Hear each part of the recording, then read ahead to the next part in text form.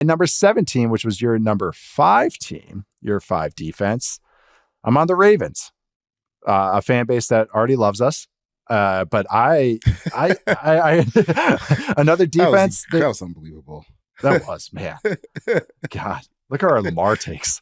Look at my Lamar and Dak takes. And Cowboy fans and Raven fans were like, God, these guys always just slander the Ravens and the Cowboys. And it's just like, but anyways, with the Ravens, love Matabike. Michael Pierce had a nice year last year. Travis Jones is talented. Oweh really has come along. Maybe we'll see a little bit more. We'll see if Ajabo comes back. Love Roquan Smith, arguably with Fred Warner, one of the best linebackers.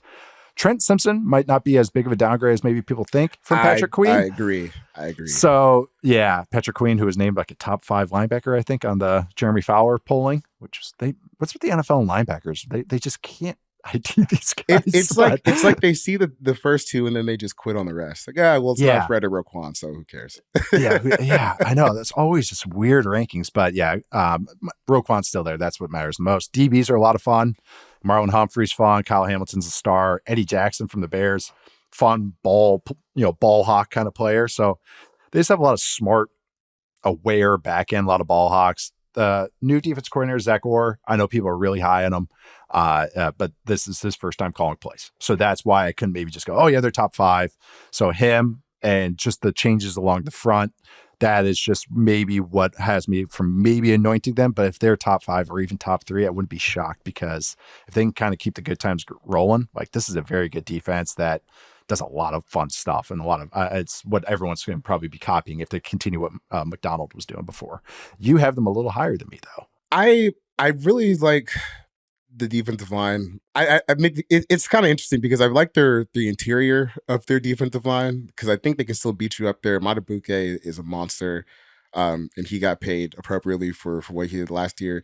You still have Roquan Smith in the middle, and like you alluded to before, I think having Roquan Smith makes having Trenton Simpson be your other starting linebacker okay, because if he can run and he can kind of get in the way like Patrick Queen did, they will probably be fine. Pick the center. Right. That's you know, it's kind of like, it's like having Jason Kelsey on your offense, right? You know, someone gets to do the big boy things. Else. That's Roquan. And then Trent Simpson can do what he does best, which is probably just going to be run really fast and make plays in space, which is sometimes that's all you need to do. But what still gets me excited about this defense is the secondary. Marcus Williams is a beast. Kyle Hamilton, we talked about him before earlier this summer. He is one of just the craziest defensive players you'll see. He's like a pterodactyl in the box that can really do just about anything on a football field.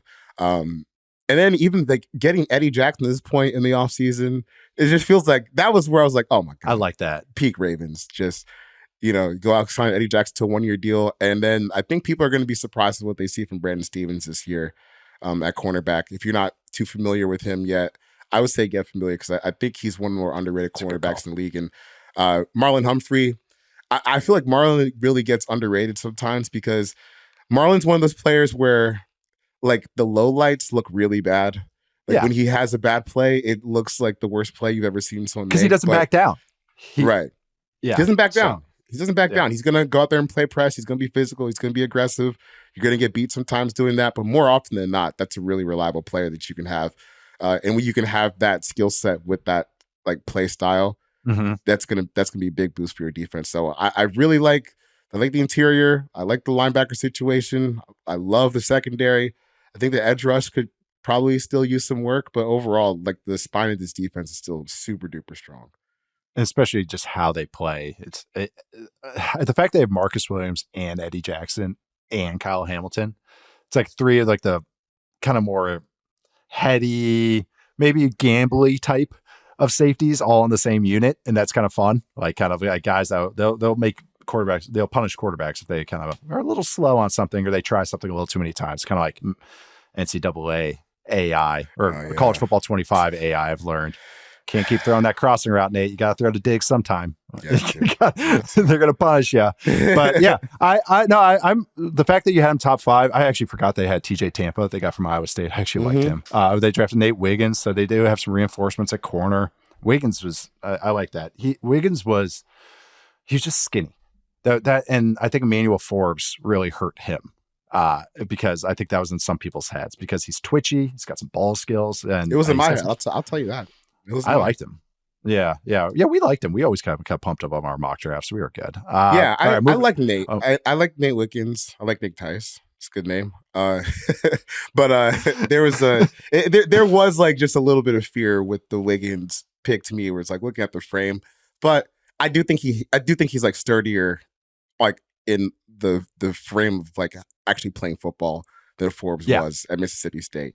It's not like he's getting tossed like off the screen constantly. So and he could stay sticky. He was physical and stuff, like when he wanted to be, like physical receivers and stuff. It's just, they got, that's just the other thing I wanted to bring up. Marlon Humphrey's a phenomenal tackler. So you don't need another guy that's like physical and can tackle. Like, you already got that. So sometimes you need, it's like the receiver room, you want like the basketball lineup. Like you need a DB room that's kind of got different little, cast of characters. So I didn't, he's a good spot for him and Eddie Jackson as well. But